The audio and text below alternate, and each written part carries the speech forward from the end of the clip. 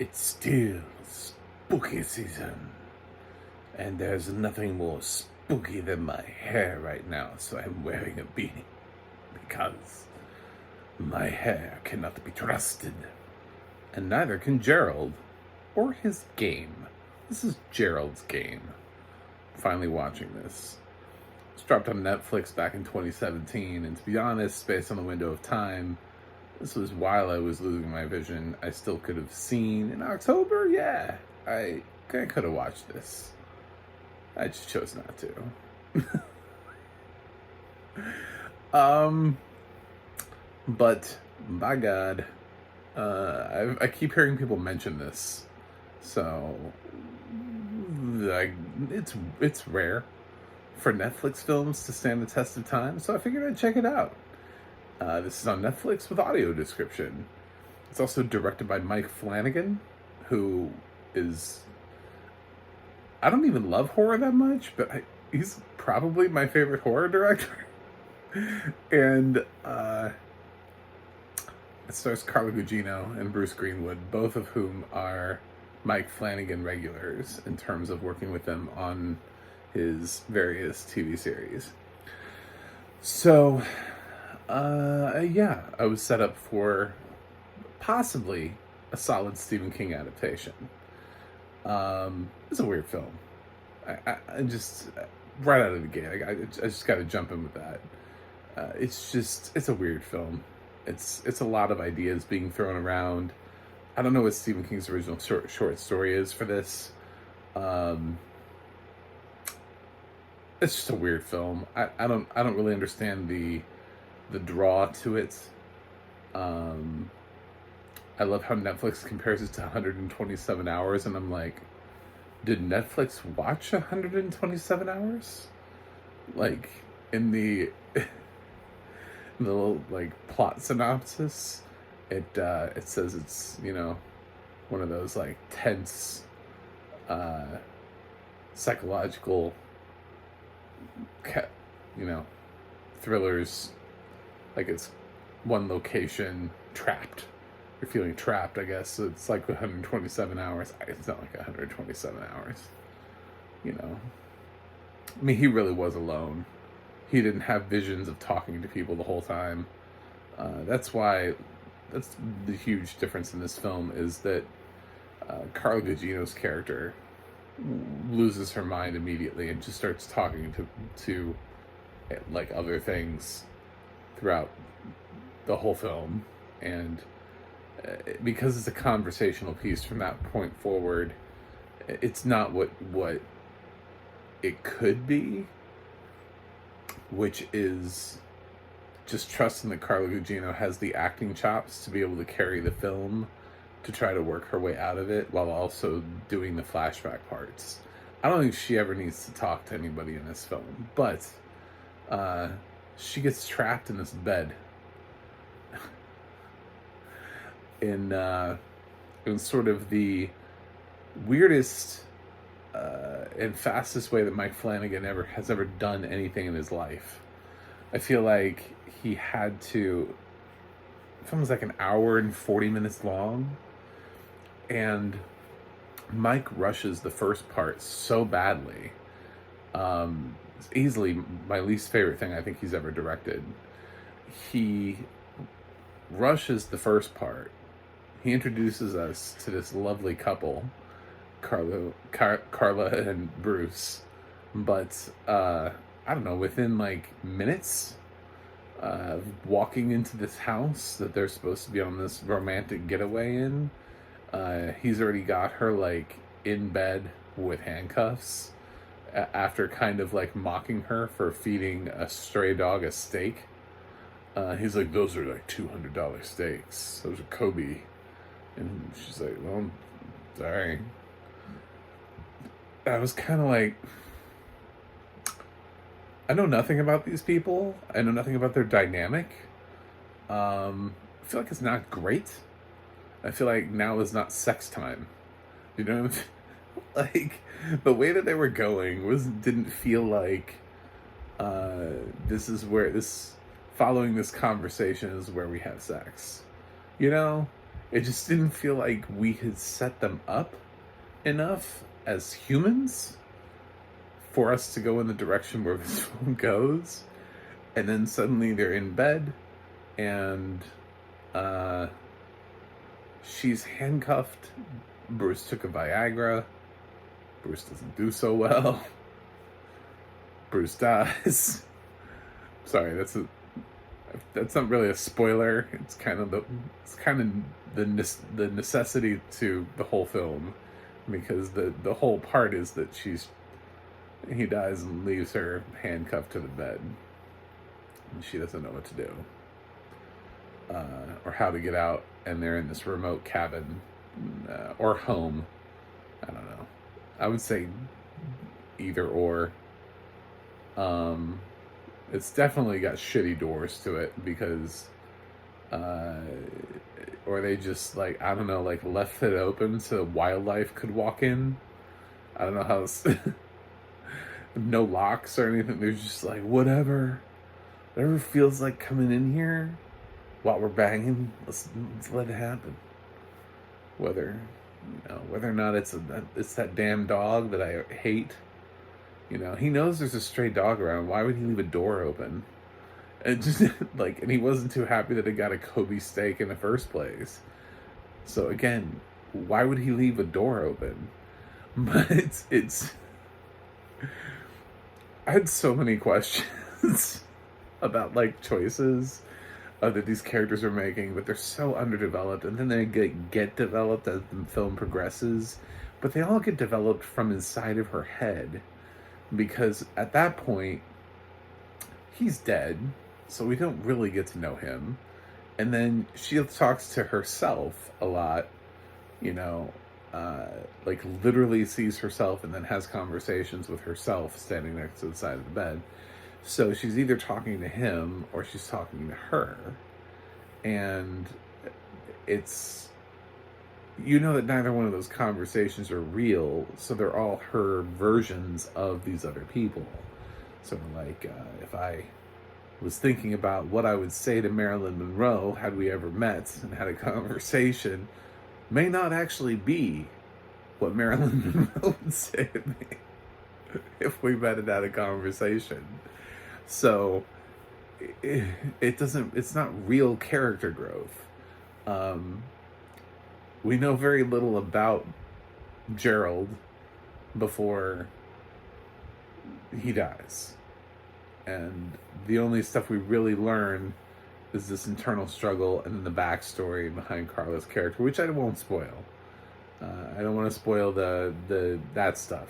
It's heavy, for sure, and poorly acted, but yeah, I would say on the parts in the flashback scenes, I would say the actor who plays her father, not great. I was not impressed. I was not impressed by the performance. I don't know if he was shooting for this is how people acted in the 19 whatevers, but it just didn't ever feel like a strong performance to me. So much so that I didn't actually look up Gerald's Game on Netflix, on IMDb, because I really don't want to know who that actor is. I feel like I probably know who they are, and I'd rather just be able to criticize them instead of being like, oh, but I like that actor. Damn, I don't like the performance. So, yeah, this is how I felt about it. So, it just really bothered me. It didn't really work for me. It didn't come across as anything. It just kind of fell flat. A lot of things in this film just kind of fell flat for me. It's very weird. I usually love Mike Flanagan's stuff, but nothing here really worked. The horror elements work better. Best thing in this movie is the dog, I guess. Even though the dog provides most of the gore, I guess, but the dog reacts to things appropriately and comes into the room and leaves. You know what I'm saying? Like, it just, I feel like it does everything it's supposed to do. um, Very weird that I would that I came away with that, but I did, and anyway, she's in this really tense situation. You're wondering, does she get out? Does she not get out? Is she's gonna be here forever? And then on top of it, he throws in this weird sort of like, is it real character? There's this guy that comes in and visits her, and he's got this sort of like disturbing briefcase, and he looks kind of physically disturbing, and just kind of shows up at night and then like leaves. And I don't know. I don't know, guys. This is just I feel like some people are probably really impressed with this. There was nothing that really impressed me here. I think Carla Gugino has had better roles than this. I think Bruce Greenwood has had better roles than this. I think Mike Flanagan has directed better than this.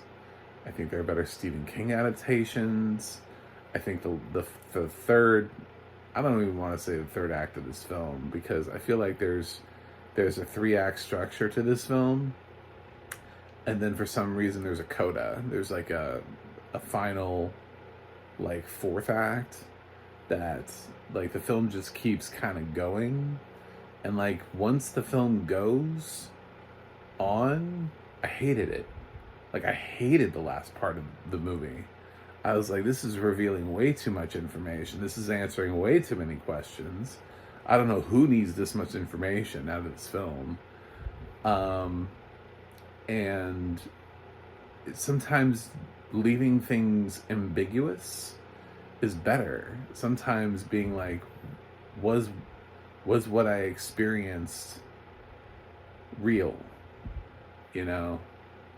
I think that's more challenging than sitting there and spending 10 minutes like actually explaining the whole thing. You know, like laying it all out and being like, this is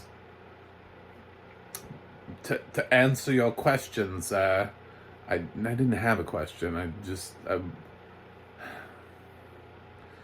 Honestly, this is slightly spoilery, but I would say at the point in which there's a car accident, I would turn the movie off and stop watching. I think it was an error in judgment for Mike Flanagan to go further than that. So I think that is where the film should end. But that's just me. And not actually at the point of impact, but I should say that we can see how the accident slash sort of resolves. Then I would pull out. Yeah. After that, I would have been like, and credits roll. And fortunately, that's not what happens. So, yeah, this was a huge disappointment. I don't know what people see in this. This just made me like, I'm so sad. Like, guys, if you've ever watched a video of me, it's like I'm usually energized when I come into these. This is Mike Flanagan. I fucking love this dude, man. I want to like pound the ground and be like, this is the best movie that you're not seeing. This movie is fantastic. It's so claustrophobic. It's not claustrophobic. They leave the room all the time. You know, and there's always other people in the room. She's constantly talking to somebody. It's one of the least claustrophobic movies. You know, I mean, I guess, like, maybe if I was somebody who constantly had sex while being handcuffed to the bed, I would suddenly, like, be like, rethinking my life choices. And I'd be like, maybe I shouldn't do that anymore. God knows what might happen, you know? But in the meantime, also, it's not really a great marketing tool for Viagra. just gonna put that one out there. Not really Not really a great marketing tool for that. Audio description wise, yeah, it's a horror movie, and the horror audio description, which I believe was Tansy Alexander. Honestly, I got out of this movie as soon as possible. I'm really bad sometimes. As soon as the movie's over, I was like, I can't. I wanted to get out of the movie before because I saw what was happening, and I was like, oh God, please stop, please stop. Oh, it's still going. Oh no, no, no, no, no, Mike, what are you doing, Mike? Mike, come on, Mike, stop, stop. So I just kind of rage quit the movie as soon as it was over. I think it's Tansy Alexander, but the movie has really great audio description.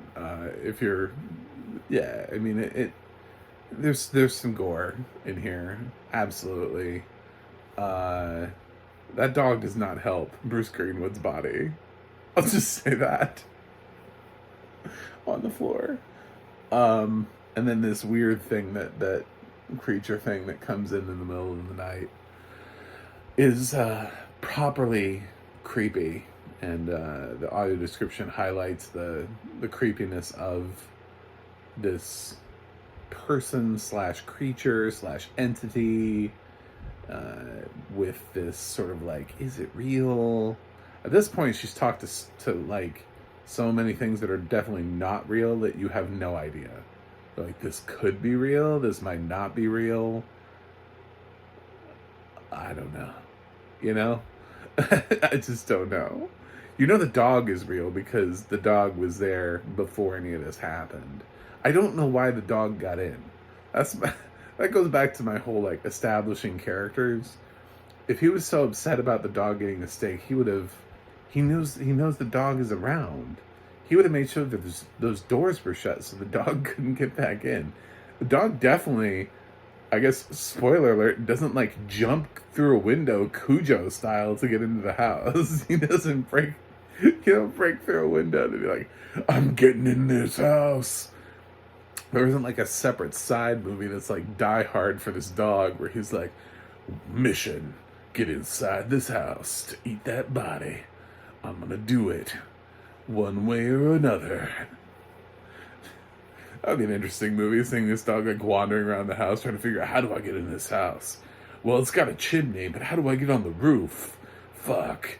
If I drop down the chimney. Dog just comes in. I'm like, dude, he wouldn't have left the door open. I'm sorry, he just wouldn't have. He wouldn't have left the door open. Not like that. Not with that dog around that he already is mad at for getting one of his Kobe steaks. It's just like, it's a character choice because he's so like upset about the Kobe steaks. He's like, that's a $200 steak. Like, okay, sorry. You seem wealthy enough. I think you'll be fine. You know. Anyway, yeah. So Gerald's Game.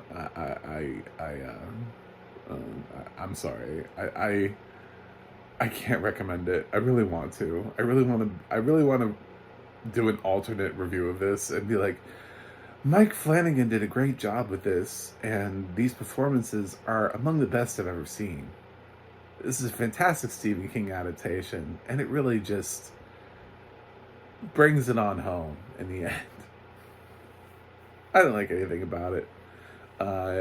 Honestly, the best parts of the film are the fact that it deals with a difficult subject matter in the flashbacks. That's it. The part that really has nothing to do with what's luring you to the movie ends up being the most impactful part of the film and how those characters play it out. But even that has somebody who I thought was doing a shitty job acting. So I don't really know what to do with this film other than to say I'm giving Gerald's Game a D+. It just nothing about this really worked for me. I'm so disappointed. I should have watched this. Because if I hadn't watched this, then the allure of it, at least I would have been like, ooh, Gerald's Game might be really good. Then I actually watched Gerald's Game and I was like, no. Damn it. No. Now there's something of Mike Flanagan's that I don't like. And It's very upsetting. I'm very upset. Um, so yeah, I'm sorry to Mike Flanagan fans out there. I did not want to do this. I did not want to. I can't, but I cannot. I cannot, in good conscience, choose to stand by this film. There are just too many choices. Mike makes so many great choices in everything else he's ever done that with this film I was just baffled. I was like, is it Stephen King's writing? Is this the worst written story he's ever done? And Mike Flanagan is like doing a faithful adaptation? I have no idea. Anyway, thanks for watching. Thanks for subscribing.